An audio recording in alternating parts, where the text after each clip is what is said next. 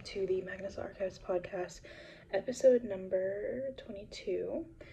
This is one of my favorites because of the storyline. The storyline is amazing for this one because it involves one of the archive, staff. His name is Martin, and he's the one who gives the episode today, and he's the second voice that we hear besides Jonathan's voice, which is peak great. Okay, anyway, the episode is called Colony, and Martin Blackwood is his name. So you hear Jonathan talk about Martin all the time, being like, oh my god, Martin didn't do this, Martin didn't do that. But now you finally get to hear Martin, and he sounds like a sweetheart, utterly and honestly. If you have not watched or listened to the episode, you need to, because he sounds like a sweetheart. But of course, I wrote down the case number. If you want to look at the case number as well, you absolutely can. So let's get into it.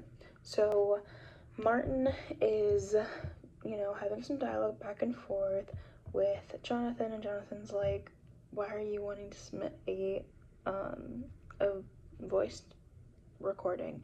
And Martin's like, I want to do it because I want to put it down. I want a record to be here of it. And Jonathan's like, okay, sure, whatever. I don't believe you, but yeah, sure, whatever. And so he starts off talking about how after the statement of the spider, he thought that the death of the spider was weird. And so, each of the staff does have to do their own little, research thing. So his was to go to the location, find out anything that he could find out.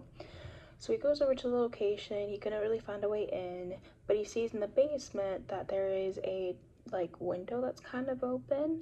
And so as he's approaching it, he sees, this weird, half-burned worm.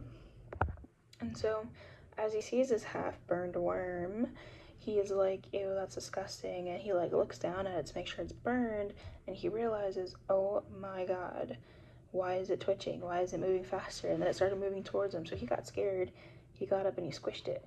And it squish sounded like, and this should sound familiar if you're listening to either the Magnus Archives podcast or my videos, it sounded like an egg dropping. I hate insects, but anyway, it sounded like an egg was being cracked, and then he looked and it was just black, liquid slime, and it was just nasty. It was disgusting. So then Martin goes down into the basement and he looks around. He doesn't really see very much. First of all, he fell into the basement, which is so funny. It's so Martin. And then he looks around. He doesn't really see that much.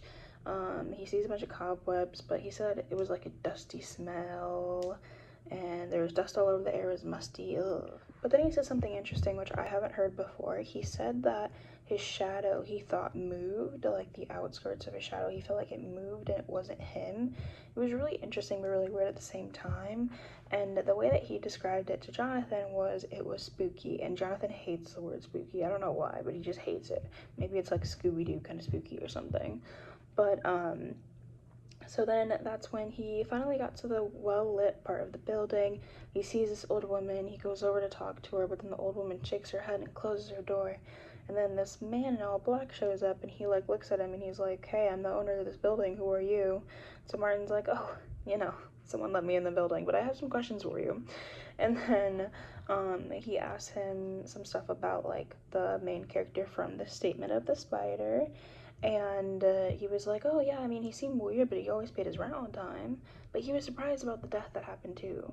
So then, of course, Martin takes all of his information and he gives it back to the Institute. And then, of course, this is when he turns to Jonathan and he was like, so this is when I disappeared, so listen up. He doesn't actually say that, but that's what it's giving. So he goes over and he's like, and he felt like he didn't do enough to investigate, which is classic Martin again. But he goes over again to investigate, and it was darker outside. It was apparently cold outside, but he squeezed into that basement area again. It was really warm inside, which he thought was weird. So he starts looking around. He sees really old cobwebs, but then he hears rustling on the other side of the basement. And then he sees a woman who he did state that he didn't want to follow the noise because he learned from all the other statements that he dealt with never to follow the noise because it always leads to something bad. But anyway, he shows his torch over and he sees a woman in the corner. Which, first of all, Martin, why are you... you see the woman in the corner. That's like a classic scary movie thing. You leave her alone and you get the fuck out. But anyway, so he sees her, and she has this old gray like overcoat on. Her hair is long, black, and dirty. She's holding a green handkerchief, which she's coughing into. But every time she coughs, it sounds like meat is like getting like squished. And so he sees like a bunch of these little silver worms around her, and then he screams. And then, first of all, Martin, I get it, but like, don't scream. This is the worst thing that you could do. Anyway, he said that he regrets it now, but he screams, and then she snaps around and she looks at him, and she like gets up, and as she stands up, she takes off her overcoat, and there's like a bunch of little black holes in her body, and it kind of looks like a wasp's nest. And so all the little gray holes, she started smiling, and all her teeth were like chipped, and she starts smiling, and all the worms start coming out the holes, and they start coming towards him.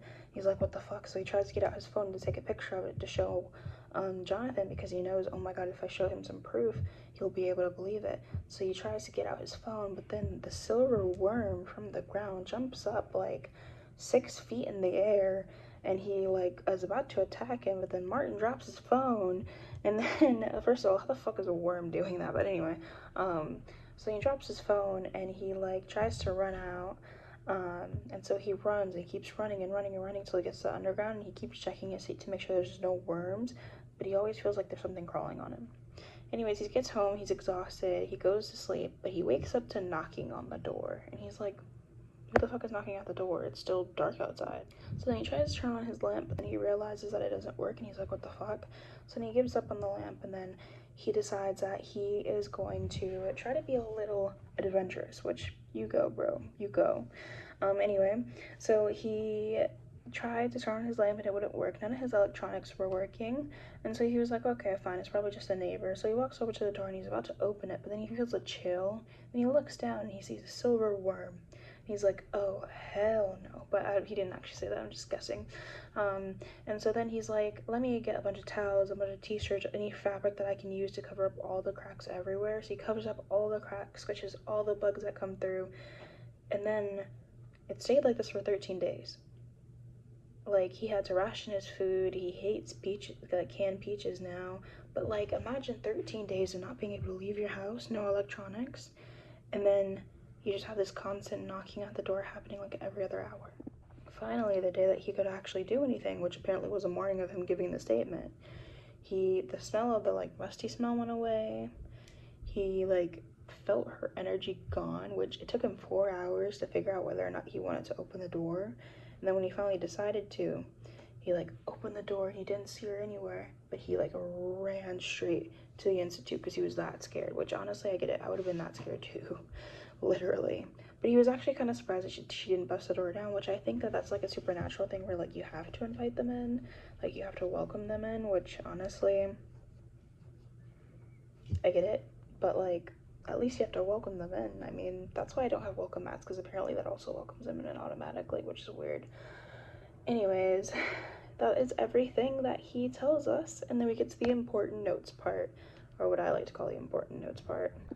So then they have a little bit of dialogue back and forth, which I love for the two of them. And then Jonathan turns and he's like, are you sure that this is what happened, Martin? And Martin's like, I wouldn't lie, this is my literal job. And then he was like, okay, fine, well, I have an extra room in the archives that you can use that I used to sleep in when I had to like do a bunch of work here, so I'll let you sleep there. And Martin was like, really? I didn't know, like I had no idea that you would believe me, oh my god. And so he was like, well, the only reason I do believe you, he didn't actually say that, but he was like, well, you said that you lost your phone 2 weeks ago, right? And then he was like, yeah, I lost my phone 2 weeks ago. And then he shows him the text that he got within those 2 weeks, being like, oh, have a stomach bug, I think it's a parasite. Which is crazy, but it gets even crazier, because why do they get a text in the middle of the recording? Anyways, I have a quote for the specific text. So it says, keep him, we have had our fun.